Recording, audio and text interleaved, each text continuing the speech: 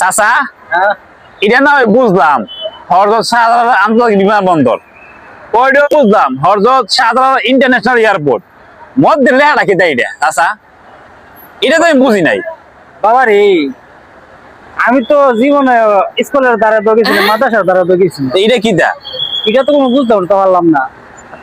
ওই বাইরে জিগে বাইরে ভাই ভাই জি জি ভাই আমরা ইংলিশও বুঝছি বাংলাও বুঝছি, আচ্ছা। মধ্যে লেখাটা এটা কিতা লাগছে?